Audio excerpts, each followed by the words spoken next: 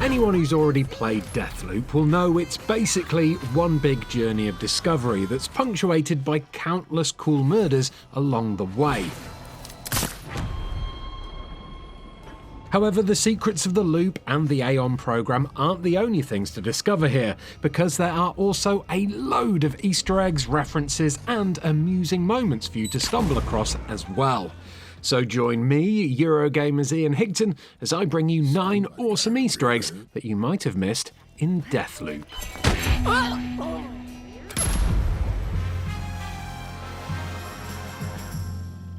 So let's kick this loop off with one of my favourite things to do in video games, and that's a little bit of wanton vandalism.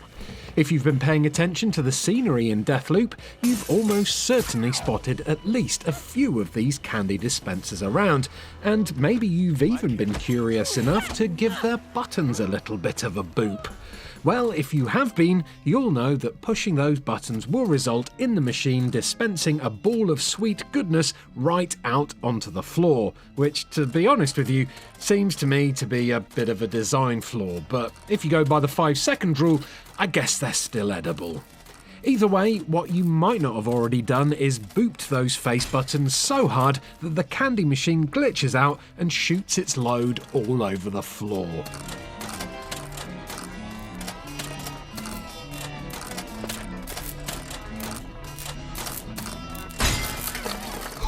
What a mess. If you're short of time, you can also just shoot the machines to achieve the same effect, but if you do that, you miss out on all the cool little noises it makes, so I'd recommend booping the snoot of these machines over that approach any day. Now, most of the time, vandalism like this is pretty pointless. It's just a case of smashing something for the sake of smashing something. But with these machines, you can also earn yourself a tasty trophy if you're sneaky enough. The best place to attempt this is in Updaam in the morning, in the candy bar here, where not only are there loads of machines, but there's also a couple of Eternalists who are just begging for some slapstick shenanigans. Simply shoot the machines to quickly eject mountains of munch all over the floor, and then watch as these sweet-toothed Eternalists struggle to stay upright.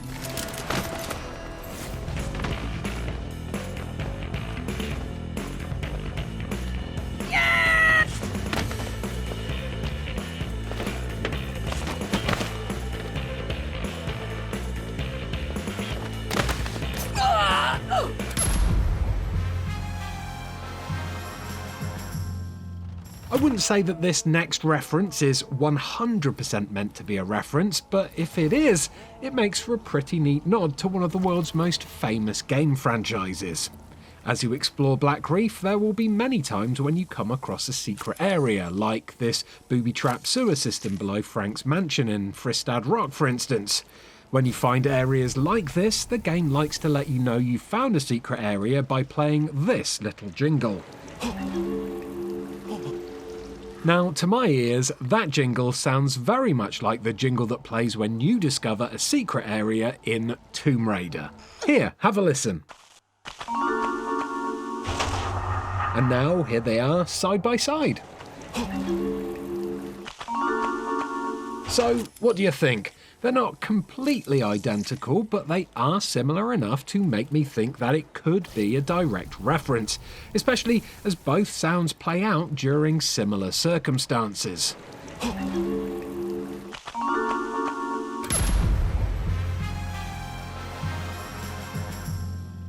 Whatever you think of the game itself, I'm pretty sure we can all agree that the art design in Deathloop is top-notch.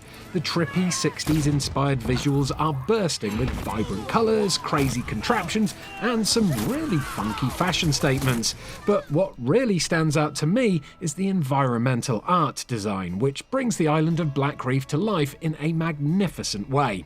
Which is why I found it kind of ironic that the artistic masterminds behind the look of the game's levels decided to sign their names in trash.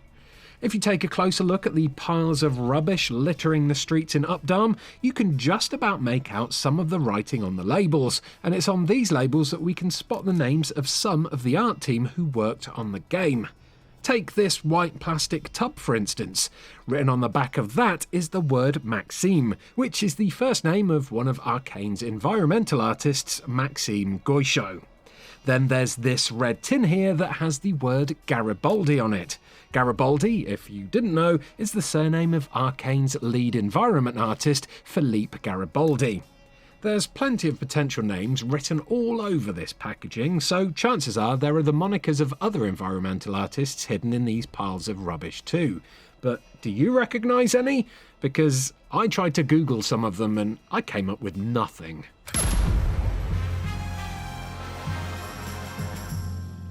All of my favourite Easter eggs involve bodily fluids, and this one incorporates not just a number 1, but a number 2 too. And it all starts with this drunken idiot right here. No, not me, this guy here, that guy. Head to Updaam in the morning and stay far enough away from this scantily clad lightweight so that he doesn't spot you, and slowly follow him as he stumbles his way towards that generator there. Now, it may look like a generator to us, but to Wee Wee McGee here, it looks just like a urinal. A urinal which, unfortunately for Mr. McGee, is full of electricity.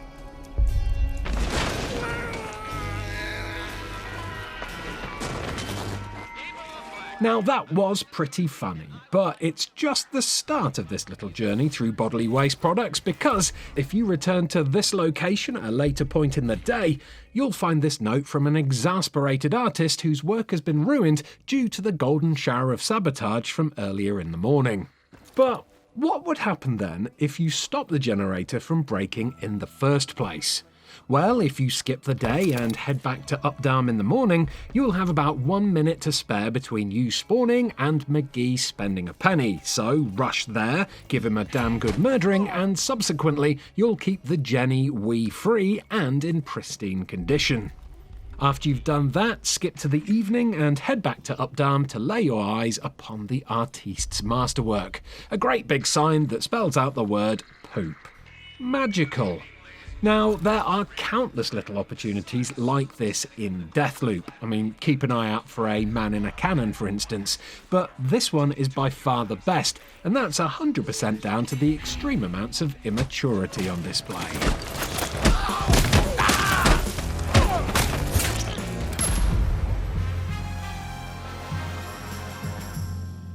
Just like the earlier Tomb Raider Easter egg, this reference may be open to interpretation a bit, but I feel like there's a pretty good chance that this is a nod to the 1979 movie The Warriors.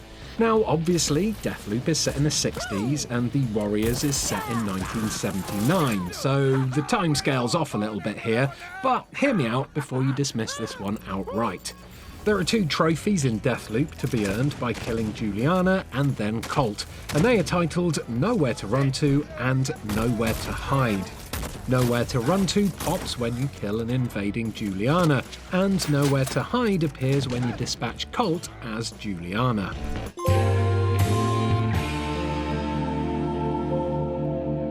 Now, I can't play you the original version of that song for fear of a copyright strike, so do go have a search for it on YouTube for yourself and have a listen, because although it's over 10 years out in terms of the timeline, I'd say that this song perfectly fits the Deathloop vibe.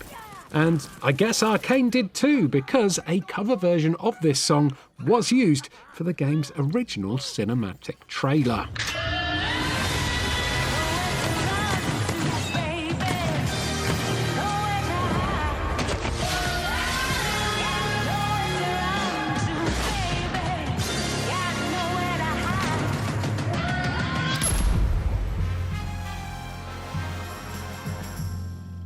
While Juliana is proficient in murdering Colt with pretty much every weapon in existence, her gun of choice is a sniper rifle called the Sepulchre Bretera, or at least that's how I think it's pronounced.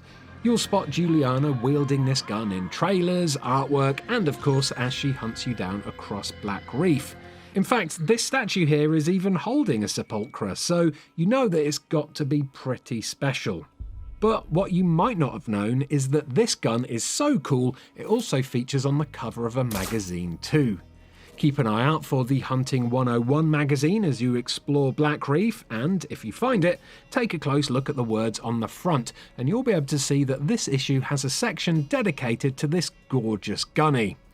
Sepulchra Bretira, your new companion, it reads. And it actually can be your new companion too, if you head to Updaam in the afternoon, that is. When you get there, you should receive a message from an angry Eternalist about a present she's left you in front of Dorsey Mansion. That present, of course, ends up being an ambush, but once you've dispatched all the shooters, you'll be able to head on up to this room above the bakery and schnaffle up your very own Sepulchra from the corpse of your would-be assassin. Oh, and as a quick little extra eggy, remember that gold statue of the chap holding the rifle? Well, during the ambush, that statue is replaced by a completely golden Eternalist who joins the shootout once you open your gift. Sorry buddy, that gun is all mine.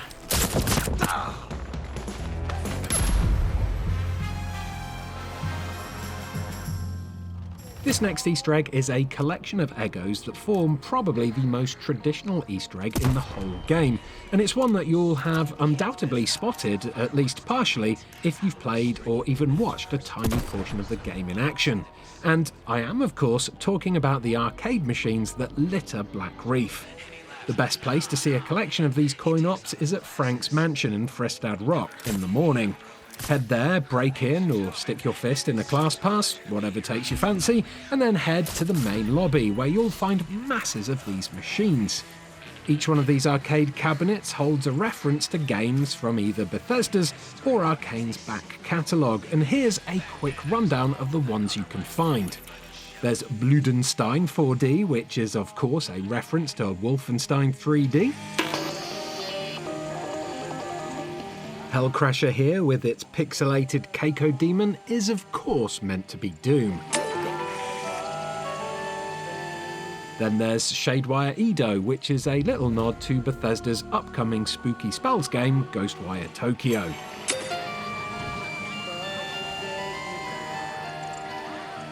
Read this next one backwards and you'll decipher this Easter egg. Yep, Yerp is of course Prey, another one of Arcane's games, with the 17 in Yerp 17 pointing to the year that Prey released. The Bad Inside is next, and a quick trip to Thesaurus Town tells us that this is actually a spoof on the name The Evil Within. And then next to that is Fax Realista, which is an anagram of the name of Arcane's very first game, Arx Fatalis, which released in 2002. This next cab, showing the game The Crossing, holds a sneaky reference to another early Arcane game called The Crossing. However, this one was cancelled in 2009, although gameplay elements in that game also provided inspiration for Deathloop's invasion mechanic. That seems like loads already, but we're not done yet, as this Space Invaders clone called Touch of the Stranger is of course a reference to Arcane's most famous game, Dishonored. Or is Dishonored 2 Arcane's most famous game now? Either way, there's a reference to that one as well in this arcade cabinet for the game Super Honorless 2. As an extra Easter egg for both of those cabinets, by the way, if you fiddle with them, a retro version of the Dishonored's Drunken Whaler song will play.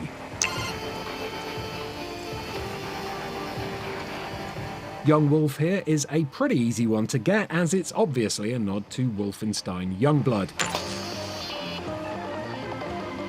And finally, because Skyrim has to be on everything, it's even here inside Deathloop, masquerading as a game called Sky Daggers 5. Oh, blimey, that section could have probably been its own Easter egg video, there were so many of those.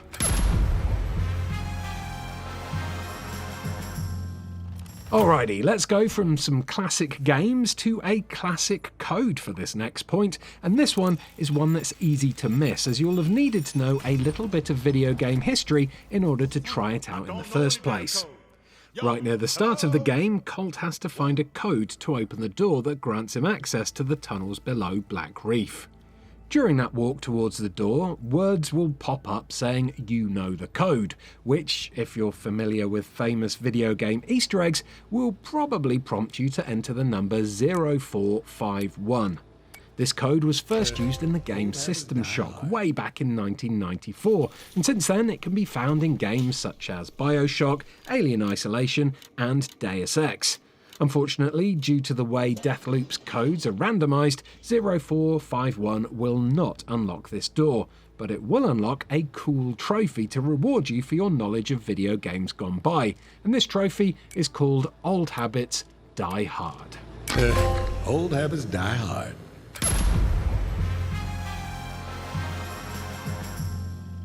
I've saved this final Easter egg until last for two reasons. One, because it's potential proof of a link between the worlds of Deathloop and Dishonored, and two, because it involves something that happens at the very end of the game. So if you want to avoid big spoilers for the climax of Deathloop, you should probably turn this video off now. Although, please do give this video a like, subscribe to us here at Eurogamer for daily videos about video games, and maybe loop back here once you've completed the game for yourself to see what the secret is. Okay, now for everyone still with me, let's crack on. So here's the deal. Right at the end of the game, once you've finally come face to face with Juliana, she opens a wooden box that holds a pair of dueling pistols. Now listen very carefully to what she says as she does this. In that case, are dueling pistols, vintage pieces, original oil cartridges, completely unique. Kinda dusty. They're museum pieces, part of history, worth preserving, like Black Reef. A piece of history, she says. So, where may we have seen these guns before? Well, how about this scene in Dishonored, where Corvo is challenged to a duel by Lord Shaw? During that duel, not only is a very similar wooden box opened, but stored inside are a pair of dueling pistols that look incredibly similar to the ones that Juliana whips out in Deathloop. Now, on closer inspection, you can spot a fair few minor differences between both the Dishonored and Deathloop pistols, which could discount this theory altogether. But the fact that Juliana says her dueling pistols use oil cartridges, just like the guns in Dishonored that use whale oil rather than gunpowder to fire, combined with what she says about them being a piece of history, do give a tantalising tease towards a possible connection between the two games. But what do you think? Do you think Deathloop is, or even should be, linked to the Dishonored series? Or is this all just a lucky coincidence?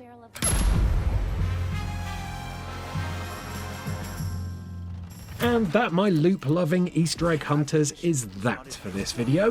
If you've spotted any cool eggs, nods or references in Deathloop that you think I've missed, do let me know in the comments below. Do all that liking and subscribing stuff if you've enjoyed what you've seen, and if you love Easter eggs as much as I do, give one of these other videos a click to go on another journey of discovery with yours truly. Goodbye and good luck closing that loop. What?